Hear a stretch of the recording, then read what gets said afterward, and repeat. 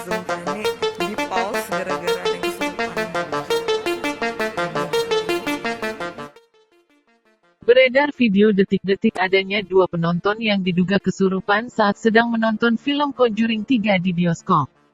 Melansir video dari akun TikTok @witiwite yang diunggah Senin, tanggal 14 Juni tahun 2021 kemarin, memperlihatkan adanya dugaan kesurupan di sebuah bioskop. Penonton yang kesurupan tersebut terlihat sedang menikmati film Conjuring 3. Bahkan film yang tengah diputar itu sampai diberhentikan sementara dan lampu ruangan kembali dinyalakan. Sumpah ini di-pause gara-gara ada yang kesurupan, ujar pengunggah. Dalam video itu terlihat penonton lain ikut panik dan bingung. Bahkan penonton yang diduga kesurupan itu dihampiri beberapa orang.